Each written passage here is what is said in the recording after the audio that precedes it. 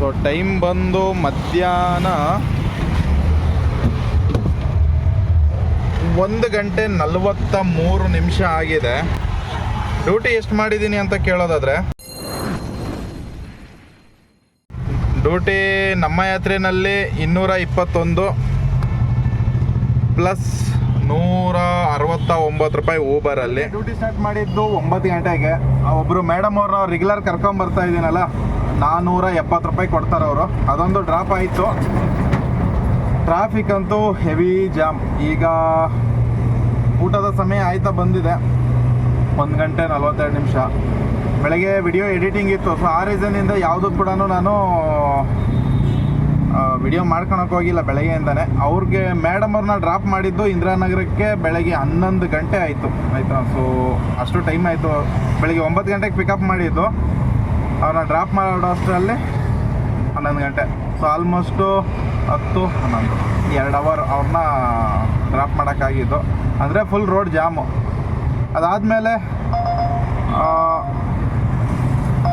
ಅದಾದಮೇಲೆ ಇಂದಿರಾನಗರದಲ್ಲೇ ಮೀಟ್ರ್ ಹಾಕ್ಕೊಂಡು ಒಂದು ಡ್ಯೂಟಿ ಮಾಡಿದೆ. ಅದೊಂದು 80 ರೂಪಾಯಿ ಆಯಿತು. ಆಮೇಲೆ 169 ರೂಪಾಯಿ ಊಬರಲ್ಲಿ ಆಗೈತೆ. ನಮ್ಮ ಯಾತ್ರೆಯಲ್ಲಿ 121 ರೂಪಾಯಿ ಆಗಿದೆ.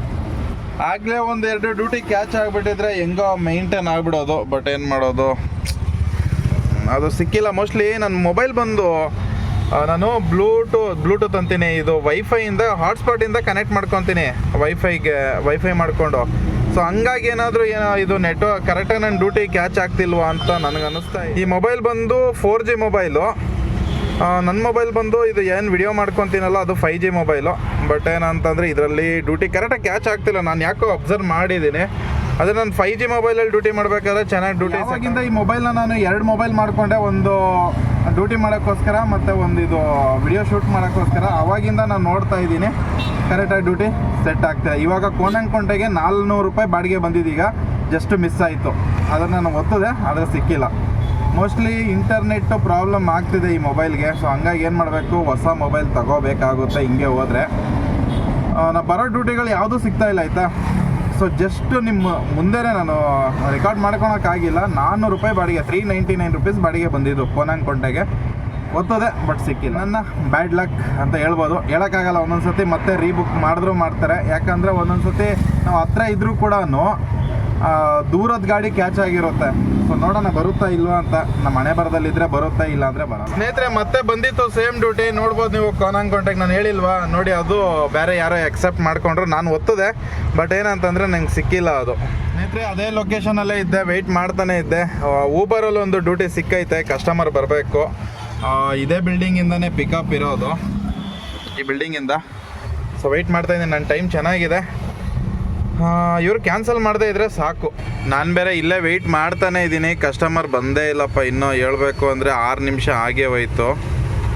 ಅವ್ರದ್ದು 5 ನಿಮಿಷ ಏನು ಟೈಮಿಂಗ್ಸ್ ಇರುತ್ತೆ ಅದು ಆಗೋಯ್ತು.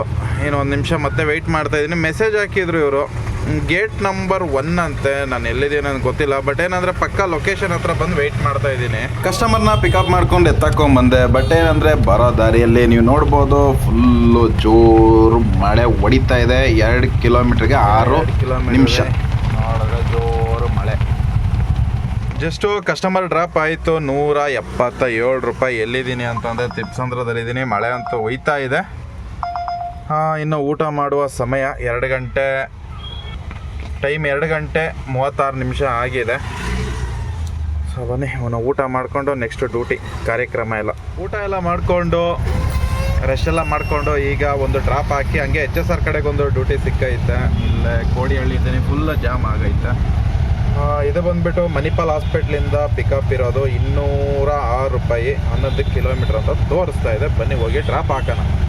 ಹಳ್ಳಿ ಅಂದರೆ ಮಣಿಪಾಲ್ ಹಾಸ್ಪಿಟ್ಲಿಂದ ಇಲ್ಲಿ HSR ಲೇಔಟ್ಗೆ ಒಂದು ಡ್ರಾಪ್ ಆಯಿತು. ಎಷ್ಟಪ್ಪ ಅಂತ ಅಂದರೆ 206 ರೂಪಾಯಿ. ಸೊ ಕಸ್ಟಮರ್ಗೆ ಹೇಳಿ ಕಲೆಕ್ಟ್ ಮಾಡ್ಕೊಂಡಿದ್ದೀನಿ. 300 ಮೀಟ್ರು ಎಕ್ಸ್ಟ್ರಾ ಮುಂದಕ್ಕೆ ಕರ್ಕೊಂಡು ಒಂದು 350-400 ಮೀಟ್ರ್ ಎಕ್ಸ್ಟ್ರಾ ಕರ್ಕೊಂಬಂದ್ಬಿಟ್ಟೆ. ಏನು ಮಾಡೋಕ್ಕಾಗಲ್ಲ, ವಯಸ್ಸು ಬೇರೆ ಆಗೈತೆ ಅವ್ರಿಗೆ. ನಾವು ಅಡ್ಜಸ್ಟ್ ಮಾಡ್ಕೋಬೇಕಾಗುತ್ತೆ. ಮತ್ತು ಪಕ್ಕ ಅವ್ರಿಗೂ ಕೂಡ ಲೊಕೇಶನ್ ಹಾಕೋಕ್ಕೆ ಬರೋಲ್ಲ. ಸೊ ಅವ್ರು ಅಲ್ಲೇ ಹೇಳ್ಬಿಟ್ರು ನನಗೆ, ಒಂದು 200 ಮೀಟ್ರ್ ಮುಂದಕ್ಕೆ ಹೋಗ್ಬೇಕು ಅಂದರು. ಅಲ್ಲಿ ನೋಡಿದ್ರೆ 400 ಮೀಟ್ರು ಮುಂದಕ್ಕೆ ಬಂದೆ. ತೊಂದರೆ ಇಲ್ಲ, ಬಿಡಿ ಮ್ಯಾನೇಜ್ ಮಾಡ್ಕೋಬೇಕು. ಅಷ್ಟಾದರೂ ಮನುಷ್ಯತ್ವ ತೋರಿಸಿಲ್ಲ ಅಂದರೆ ಹೆಂಗೆ. ಎನಿವೇ ನಾವು ಒಂದೊಂದು ಸತಿ ಖಾಲಿ 1 ಕಿಲೋಮೀಟ್ರ್ 2 ಕಿಲೋಮೀಟ್ರ್ ಹೋಗ್ತೀವಲ್ವ, ಅದರಲ್ಲಿ ಒಂದು ಸಣ್ಣ ಅಣಿಲು ಸೇವೆ ಅಂತೀವಲ್ಲ, ಸೊ ಅದರಲ್ಲಿ ಒಂದು 200-300 ಮೀಟ್ರ್ ನಾವು ವಯಸ್ಸಾದರೂ ಕೂಡ ಕೊಡಬೇಕಾಗುತ್ತೆ. ಸೊ ನಿನ್ನೆ ಒಬ್ಬರು ಕಸ್ಟಮರ್ ಸಿಕ್ಕಿದ್ರು, ಅವರು ವಯಸ್ಸಾದವ್ರೇ. ಏನು ಹೇಳ್ತಾರೆ ಗೊತ್ತಾ, ನೀನು ಬೆಂಗಳೂರಿಗೆ ಹೊಸಬನ್ನ ಅಂತ ಕೇಳ್ತಾರೆ. ಯಾಕೆ ಅಂತ ಕೇಳಿದ್ದಕ್ಕೆ ಮೀಟ್ರ್ ಹಾಕೊಂಡು ಓಡಿಸ್ತೀಯಲ್ಲ ಅಂತಾರಲ್ಲ, ಏನಪ್ಪ ಹೇಳಿ. ಸೊ ಬನ್ನಿ ಡ್ಯೂಟಿ ಸ್ಟಾರ್ಟ್ ಮಾಡೋಣ. 5 ಗಂಟೆ 51 ನಿಮಿಷ ಆಗೈತೆ. ಕೋರಮಂಗ್ಲ ಆ ಕಡೆಯಿಂದ ಈ ಕಡೆ ದೊಂಬ್ಳೂರು ಕಡೆಯಿಂದ ಕೋರಮಂಗ್ಲ ಕಡೆ ಬರೋ ದಾರಿ ಕೂಡ ಫುಲ್ ಜಾಮ್ ಆಗೈತೆ. ಆ ಜಾಮ್ ಬಗ್ಗೆ ನೆನೆಸ್ಕೊಂಡ್ರೇ ಸವಾಸನೆ ಬೇಡ ಅನಿಸುತ್ತೆ. ಸೊ ಹಂಗಂತ ಸುಮ್ಮನೆ ಕೂಡ ಇರೋಕ್ಕಾಗಲ್ಲ. ಡ್ಯೂಟಿ ಸಾಯಂಕಾಲ 5:50ಗೆ ಡ್ರಾಪ್ ಆಗಿದ್ದು. ಅದಾದಮೇಲೆ ಇದೊಂದು ಡ್ಯೂಟಿ ಮಾಡಿದ್ದೀನಿ. ಕ್ಯಾಚೇ ಆಗ್ತಾ ಇಲ್ಲ. ಫಸ್ಟು ಒಂದು ಹೋಗಿ ಕಾಫಿ ಕುಡ್ಕೊಬಿಟ್ರೆ ಬೆಟರು. ಯಾಕಂತಂದರೆ ಸಿಕ್ಕಾಬಟ್ಟೆ ಚಳಿ ಐತೈತೆ.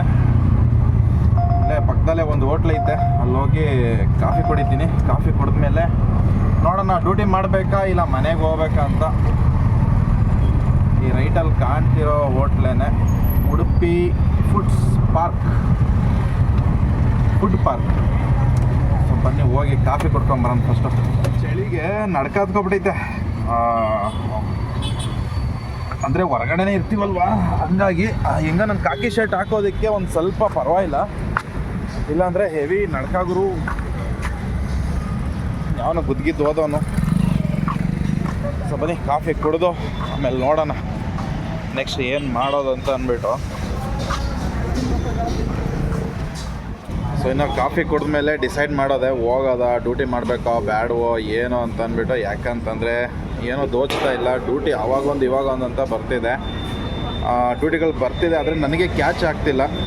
ಏನು ಮೊಬೈಲ್ ಇಶ್ಯೂನೋ ಇಲ್ಲ ಇಂಟರ್ನೆಟ್ ಇಶ್ಯೂನೋ ಅಂತ ಗೊತ್ತಿಲ್ಲ. ಇಂಟರ್ನೆಟ್ ಇದೆ, ಆದರೆ ಏನಾಗ್ತಿದೆ ಅಂತಂದರೆ ನನ್ನ ಮೊಬೈಲಲ್ಲಿ ಡ್ಯೂಟಿ ನಾನು ಕ್ಲಿಕ್ ಮಾಡಿರ್ತೀನಿ, ಹಿಂಗೆ 2-3 ರೌಂಡ್ ಹೊಡಿತದೆ. ಅಷ್ಟೊತ್ತಲ್ಲಿ ಸೆಲೆಕ್ಟೆಡ್ ಟು ಅನದರ್ ಡ್ರೈವರ್ ಅಂತ ಬರುತ್ತೆ. ಸೊ ಹಂಗೆ ಆಗ್ತಿದೆ ನಮ್ಮ ಯಾತ್ರೆಯಲ್ಲೂ ಮತ್ತು ಊಬರಲ್ಲಿ. ಆಲ್ರೆಡಿ ಮೊಬೈಲ್ನ ರೀಸ್ಟಾರ್ಟ್ ಎಲ್ಲ ಮಾಡಿ ನೋಡಾಯಿತು, ಯಾವುದೇ ಥರ ಪ್ರಯತ್ನ ಇಲ್ಲ. ಬನ್ನಿ ಕಾಫಿ ಕುಡಿದ್ಬಿಟ್ಟು ನೆಕ್ಸ್ಟು ಏನಾಗುತ್ತೆ ಅಂತ. ಕಾಫಿ ಎಲ್ಲ ಕುಡ್ದಾಯಿತು, ಗಾಡಿ ನಿಲ್ಲಿಸ್ಕೊಂಡಿದ್ದೀನಿ. ಏನೋ ಡ್ಯೂಟಿ ಆನ್ ಮಾಡೋಣ. 6:53 ಟೀ ಕುಡ್ಕೊಂಡು ಹೊರಗೆ ಬರಬೇಕಾದ್ರೆ ಡ್ಯೂಟಿ ಆನ್ ಮಾಡೋಣ ಅಷ್ಟರಲ್ಲೇ ನನಗೆ ನಮ್ಮ ಸಬ್ಸ್ಕ್ರೈಬರ್ ಒಬ್ಬರು ಸಿಕ್ಕಿದ್ದಾರೆ. ಸೊ ಬನ್ನಿ ಅವ್ರಿಗೂ ಕೂಡ ಮಾತಾಡ್ಸೋಣ. ಹೆಂಗೆ ನಡೀತಾ ಇದೆ ಡ್ಯೂಟಿ? ಪರವಾಗಿಲ್ಲ, ತುಂಬ ಚೆನ್ನಾಗಿದೆ. ತುಂಬ ಚೆನ್ನಾಗಿದೆ. ಮಾಡಬೇಕು ಅಷ್ಟೇ, ಕಷ್ಟ ಬಿದ್ದು ಮಾಡಿದ್ರೆ ಡ್ಯೂಟಿ ಆಗುತ್ತೆ. ಮಾಡಬೇಕು. ತುಂಬ ಚಳಿ ಇದೆ ನೋಡಿ. ಟೋಪಿ ಎಲ್ಲ ಹಾಕೊಂಡಿದ್ದೀವಿ, ಸ್ವೆಟ್ರ್ ಹಾಕೊಂಡಿದ್ದೀವಿ. ತುಂಬ ರಾಜಾಜಿನಗರ. ತುಂಬ ನೋಡ್ತೀವಿ. ಕಾಫಿ ಎಲ್ಲ ಕುಡ್ಕೊಂಡು ಹಾಗೆ ನಮ್ಮ ಸಬ್ಸ್ಕ್ರೈಬರ್ ಒಬ್ಬರು ಸಿಕ್ಕಿದ್ರು, ಅವ್ರ ಹತ್ರ ಮಾತಾಡ್ಸ್ಕೊಂಡು ಜಸ್ಟ್ ಡ್ಯೂಟಿ ಆನ್ ಮಾಡಿದೆ. ಇಂದಿರಾನಗರ ಕಡೆಗೆ ಒಂದು ಡ್ಯೂಟಿ ಬಿತ್ತು, ಟಕ್ ಅಂತ ಎತ್ತಾಕೊಂಬಂದೆ. ಇದೆ ಒಂದು ಗಲ್ಲಿ ಒಳಗಡೆ, ಇಲ್ಲೇ HSR ಲೇಔಟಲ್ಲೇ ಇದ್ದೀನಿ, ಇನ್ನೂ ಮೂವ್ ಆಗಿಲ್ಲ. ಸೊ ಕಸ್ಟಮರ್ಗೋಸ್ಕರ ವೆಯ್ಟ್ ಮಾಡ್ತಾಯಿದ್ದೀನಿ. ಐ ಆಮ್ ಡೌನ್ ಅಂತ ಹಾಕಿದ್ದಾರೆ. ಎಲ್ಲಿ ಡೌನಲ್ಲಿದ್ದಾರೋ ಅಪ್ಪ ಏನೋ ಗೊತ್ತಿಲ್ಲ. ಐ ಆಮ್ ಕಮಿಂಗ್ ಡೌನ್, ಸಾರಿ, ನಾನು ಸ್ವಲ್ಪ ಮಿಸ್ಟೇಕಾಗಿ ಓದಿದ್ದು.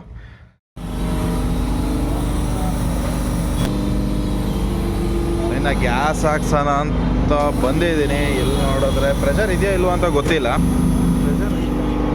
ಇಂದಿರಾನಗರ ಡ್ರಾಪ್ ಮಾಡಿ ಮತ್ತೆ ಇಂದಿರಾನಗರದಿಂದ ಗ್ರೀನ್ ಗ್ಲೇನ್ ಲೇಔಟ್ಗೊಂದು ಡ್ಯೂಟಿ ಸಿಕ್ತು, ಅದನ್ನು ಹಾಕ್ಕೊಂಬಂದಿದ್ದೀನಿ. 240 ರೂಪಾಯಿ. ಸೊ ಮನೆ ಕಡೆಗೆ ಹೊರಟೆ. ಇಷ್ಟೇ ಅಂದ್ಕೊಂಡಿದ್ದೀನಿ ಇವತ್ತಿನ ಪರ್ಫಾರ್ಮೆನ್ಸ್ ನಮ್ಮ ಯಾತ್ರೆಯಲ್ಲಿ. ಈ ಕಾಯಿನು 305 ಕಾಯಿನ್ ಇದೆ. ಸೊ ಅದನ್ನು ನೆಕ್ಸ್ಟು ಯೂಸ್ ಮಾಡೋದನ್ನ ಇಲ್ಲಿಂದ ಯೂಸ್ ಅಂತ ಇದೆ. ಸೊ ನೆಕ್ಸ್ಟ್ ನೋಡ್ತೀನಿ ಯಾವ ಥರ ಮಾಡೋದು, ಎಷ್ಟು ಸಿಗುತ್ತೆ ಅಂತ ಅಂದ್ಬಿಟ್ಟು. ಕಾಯಿನ್ ಅರ್ನೇಡ್ ಅಂತ ಎಲ್ಲ ಇದೆ. ಸೊ ನೆಕ್ಸ್ಟ್ ನೋಡೋಣ ಅದಕ್ಕೆ ಸಿಗುತ್ತೆ. ಲೇಔಟಿಗೆ ಡ್ರಾಪ್ ಆಯಿತು. ಡ್ರಾಪ್ ಮಾಡಿಕೊಂಡು ಈಗ ಯೂಟರ್ನ್ ಮಾಡ್ಕೊಂಡು ಹೊರಟಿದ್ದೀನಿ. ನೋಡೋಣ ಯಾವುದಾದ್ರೂ ಒಂದು ಮನೆ ಕಡೆಗೆ ಸಿಕ್ಕಿದ್ರೆ ಪರವಾಗಿಲ್ಲ. ಇಲ್ಲ ಅಂತಂದರೆ ಆಲ್ಮೋಸ್ಟು 12 ಕಿಲೋಮೀಟ್ರು ಖಾಲಿ ಹೋಗ್ಬೇಕಾಗುತ್ತೆ. 12 ಅಂತೀನಿ, 13 ಕಿಲೋಮೀಟ್ರು ಖಾಲಿ ಹೋಗ್ಬೇಕಾಗುತ್ತೆ. ಹೋಲ್ಡ್ ಮಾಡ್ತಾ ಇಲ್ಲ ನಾನಿಲ್ಲಿ, ಹೊರಟ್ಬಿಡ್ತೀನಿ. ಮತ್ತು ಡ್ಯೂಟಿಗಳು ಬರ್ತಿದೆ, ಬಟ್ ಏನಂತಂದರೆ 2.5 ಕಿಲೋಮೀಟ್ರು 3 ಕಿಲೋಮೀಟ್ರು ದೂರ ಪಿಕಪ್ ಬರ್ತಿರೋದು. ಆಲ್ರೆಡಿ 9 ಗಂಟೆ 10 ನಿಮಿಷ ಆಯಿತು. ಹೋಲ್ಡ್ ಮಾಡಿ ಅರ್ಧ ಗಂಟೆ ಇಲ್ಲ 3/4 ಗಂಟೆ ವೆಯ್ಟ್ ಮಾಡಿ ಒಂದು 50 ರೂಪಾಯಿದು 60 ರೂಪಾಯಿನ ಬಾಡಿಗೆ ಬಂತು ಅಂದರೆ ಅದು ವರ್ಕೌಟ್ ಆಗಲ್ಲ. ಸೊ ಹಂಗಾಗಿ ಮೂವಿಂಗಲ್ಲೇ ಇರ್ತೀನಿ. ಸಿಕ್ಕಿದ್ರೆ ಹಾಕೊಂಡು ಹೋಗೋದು, ಇಲ್ಲ ಅಂತ ಅಂದರೆ ರೋಡ್ಗಳು ಎಷ್ಟು ಗುಂಡಿ ಬಿದ್ದಿದ್ದಾವೆ ಅಂತ ನೋಡ್ಬೋದು. ಯಪ್ಪ ಯಪ್ಪ ಯಪ್ಪ ಯಪ್ಪ, ಅರ್ಧ ಗಾಡಿ ಇದರಲ್ಲೇ ಕೆಟ್ಟೋಗ್ಬಿಡುತ್ತೆ. ಗಾಡಿ ಕೆಟ್ಟೋದ್ರೆ ಅಟ್ಲೀಸ್ಟ್ ದುಡ್ಡು ಕೊಟ್ಟು ರೆಡಿ ಮಾಡಿಸ್ಬೋದು. ಸೊಂಟ ನೋವುತ್ತೆ ಆಯ್ತಾ ಇದರಲ್ಲಿ, ಗುಂಡಿಯಲ್ಲಿ ಬಿಟ್ಟು ಅಲ್ಲಾಡಿ ಮೈ ಬೆನ್ನೆಲ್ಲ ನೋವು ಬಂದ್ಬಿಡುತ್ತೆ. ಸೊ ಅದು ಮೇನ್ ಇಶ್ಯೂ ಇದರಲ್ಲಿ. ಗುಂಡಿಗಳು ನೋಡ್ಬೋದು ನೀವು, ಯಾಕೆ ರೆಡಿ ಮಾಡಲ್ಲ ಅಂತ ಗೊತ್ತಿಲ್ಲಪ್ಪ ಇವರು. ಎಲ್ಲರೂ ಕೇಳೋದು ಮೇಯ್ನ್ ಏನಪ್ಪ ಅಂದರೆ ಒಂದು ರೋಡ್ ಚೆನ್ನಾಗಿರೋದು ಕೊಟ್ಬಿಡ್ಲಿ ಅಂತ ಅಂದ್ಬಿಟ್ಟು. ಇದರಲ್ಲಿ ಗುಂಡಿಗಳಿಗೆ ಬಿಟ್ಟರೆ ಏನು ಗೊತ್ತಾ, ಶಾಕ್ ಅಬ್ಸರು, ಬೇರಿಂಗು ಮತ್ತು ನಮ್ಮ ಬಾಡಿಯಲ್ಲಿರುವಂಥ ಮೂಳೆ ಎಲ್ಲ ಲೂಸ್ ಆಗೋಯ್ತದೆ. ಗಾಡಿ ಏನಾದರೂ ಆಗಲಿ ಗುರು, ಗಾಡಿ ಇನ್ನೊಂದು ತಗೋಬೋದು, ಇಲ್ಲ ರಿಪೇರಿ ಮಾಡಿಸ್ಕೋಬೋದು. ನಮ್ಮಲ್ಲಿ ಏನಂದರೆ ಆರೋಗ್ಯ ಕೆಟ್ಟೋಯ್ತು ಅಂದರೆ ನಮ್ಮ ಡ್ರೈವಿಂಗ್ ಫೀಲ್ಡಲ್ಲಿ ಅಷ್ಟು ದಿನ ನಾವು ರಜೆ ಹಾಕ್ಕೊಂಡು ಮನೇಲಿ ಇರಬೇಕಿಲ್ಲ, ಹಾಸ್ಪಿಟ್ಲಲ್ಲೇ ಇರಬೇಕಾಗುತ್ತೆ. ಸೊ ಆ ಟೈಮಲ್ಲಿ ಇನ್ಕಮ್ಗೋಸ್ಕರ ಎಲ್ಲಿ ಹೋಗೋಣ, ಅದು ಪ್ರಾಬ್ಲಮ್ಮು. ಗಾಡಿ ಆದರೆ ಒಂದಿನ 2 ದಿನದಲ್ಲಿ ರೆಡಿ ಆಗುತ್ತೆ, ರೆಡಿ ಮಾಡ್ಕೋಬೋದು. ನಾವು ಹಂಗಲ್ವಲ್ಲ, ಒಂದಿನ 2 ದಿನದಲ್ಲಿ ನಾವು ರೆಡಿ ಆಗೋದಿದ್ರೆ ತೊಂದರೆ ಇಲ್ಲ. ಏನಾದರೂ ಹೆಚ್ಚು ಕಡಿಮೆ ಆಯಿತು, ಎಲ್ಲೋ ದಬಾಕೊಂತು, ಏನೋ ಕೈಯೋ ಕಾಲೇ ಮುರಿದೋಯ್ತು, ಏನಾದರೂ ಆಯಿತು ಅಂದರೆ ಆಗ ಅನುಭವಿಸ್ಬೇಕಾಗುತ್ತೆ. ಸೊ ಆವಾಗ ನಮಗೆ ಇನ್ಕಮ್ ಇರೋಲ್ಲ, ನಾವು ಒಬ್ಬರೇ ಮನೇಲಿ ದುಡಿಯೋಂಥವ್ರು. ಆವಾಗ ಮನೆ ಪರಿಸ್ಥಿತಿ, ನಮ್ಮ ಪರಿಸ್ಥಿತಿ ಏನಾಗ್ಬೋದು. ಸೊ ಈ ಥರ ಸಣ್ಣ ಪುಟ್ಟ ವಿಷಯಗಳನ್ನ ನಮ್ಮ ಸರ್ಕಾರ ಗಮನಿಸಿ ಒಳ್ಳೆ ಆರೋಗ್ಯ, ಒಳ್ಳೆ ಎಜುಕೇಷನ್ ಕಡೆ ಗಮನ ಕೊಟ್ಟರೆ ಚೆನ್ನಾಗಿರುತ್ತೆ. ಎಲ್ಲ ದೊಡ್ಡದೇ ಮಾಡ್ತಾರೆ, ಸಣ್ಣ ಪುಟ್ಟದನ್ನು ಫಸ್ಟು ಕ್ಲಿಯರ್ ಮಾಡ್ಕೊಂಬಂದ್ರೆ ಚೆನ್ನಾಗಿರುತ್ತೆ ಅನ್ನೋದು ನನ್ನ ಲೆಕ್ಕಾಚಾರ. ರೋಡ್ನ ರೆಡಿ ಮಾಡಲ್ಲ, ಬರೀ ತ್ಯಾಪೆ ಹಾಕೋದು. ಅದು ಯಾವ ಥರ ಮಾಡ್ತಾರಪ್ಪ ಅನ್ಸೋದು. ಏನಪ್ಪ ಅಂದರೆ ಅವರು ಓಡಾಡಲ್ವ ಈ ರೋಡ್ಗಳಲ್ಲಿ, ಅದಕ್ಕೆ ಏನಪ್ಪ ಇಂಡಿಯಾ ಬಿಟ್ಟು ಶ್ರೀಮಂತರುಗಳು ಓಡೋಗ್ಬಿಡೋದು. ನಿನ್ನೆ ಒಬ್ಬರು ಕಸ್ಟಮರ್ ಬಂದಿದ್ರು, ಹಿಂಗೆ ಕೇಳಿದ್ರು, ಎಷ್ಟು ದುಡಿತೀರಾ ಸರ್, ಏನು ಎತ್ತ ಹೆಂಗೆ ನಡೀತಾ ಇದೆ ನಿಮ್ಮ ಆಟೋ ಬಿಸ್ನೆಸ್ಸು, ಯಾಕೆ ಕರೆದಿದ್ದ ಕಡೆ ಬರಲ್ಲ, ಏನು ಸರ್ ನಿಮ್ಮದು ಅಂತ ಎಲ್ಲ ಸುಮಾರು ವಿಷಯಗಳನ್ನ ಕೇಳಿದ್ರು. ಹಿಂಗೆ ಮಾತಾಡ್ತಾ ಇದ್ವಿ, ಕನ್ನಡದವ್ರೇನೆ. ಅವ್ರಿಗೆ ಕೇಳಿದ್ದಕ್ಕೆ ಅವರು ಇಲ್ಲೇ ಎಜುಕೇಷನ್ ಎಲ್ಲ ಮಾಡಿರೋದಂತೆ, ಎಲ್ಲ ಆಯಿತು, ಡಾಕ್ಟ್ರ್ ಆಗಿದ್ದಾರೆ. ಈಗ ಇಲ್ಲಿಂದ ಬಿಟ್ಟು ಅಮೇರಿಕನೋ ಎಲ್ಲೋ ಹೇಳಿದ್ರು, ಅಲ್ಲಿಗೆ ಹೊಂಟೋಗ್ತಾ ಇದ್ದೀವಿ ಸರ್, ಅಲ್ಲೇ ಕೆಲಸ ಸಿಕ್ಕಿದೆ ಅಂತ ಹೇಳಿದ್ರು ಅವರು. ನಾನು ಕೇಳಿದೆ, ಸರ್ ಯಾಕೆ ಸರ್, ಇಲ್ಲೇ ಇವಾಗ ಸುಮಾರು ಜನ ಇಂಡಿಯಾದಲ್ಲಿ ಬಂದು ಟ್ರೀಟ್ಮೆಂಟ್ ತಗೊತಾರಲ್ಲ ಸರ್, ದೊಡ್ಡ ಹಾಸ್ಪಿಟ್ಲ್ಗಳಿದೆ, ಹೊರ ದೇಶದಿಂದ ಬಂದು ಅಂತ ಕೇಳಿದೆ ನಾನು. ಅದಕ್ಕೆ ಅವ್ರು ಹೇಳೋದು ಏನಪ್ಪ ಅಂತಂದರೆ, ಸರ್ ಇಲ್ಲಿರುವಂತಹ ಕರಪ್ಷನ್ನು, ಇಲ್ಲಿರುವಂತಹ ಪ್ರಾಬ್ಲಮ್ಸಿಗೆ ಬೆಟರ್ ಇಂಡಿಯಾ ಬಿಟ್ಟು ಹೋಗ್ಬಿಡೋದೇ ಒಳ್ಳೇದು ಅಂತಾರಪ್ಪ. ಏನು ಹೇಳಿ ಇಂಥವ್ರನ್ನ. ಅವಾಗ ನಾನಂದೆ, ಸರ್ ನೀವು ಹಂಗಂದ್ರೆ ನಮ್ಮಂಥವ್ರು ಏನು ಸರ್ ಮಾಡೋದು, ಆಟೋ ಓಡಿಸೋರು ನಮ್ಮಂಥವ್ರು ಸಣ್ಣ ಪುಟ್ಟ. ಸರ್ ಇದೇ ಪ್ರಾಬ್ಲಮ್ಸು, ಏನು ಮಾಡೋಕ್ಕಾಗಲ್ಲ ಸದ್ಯಕ್ಕೆ. ನಾವು ಸರ್ ಇವಾಗ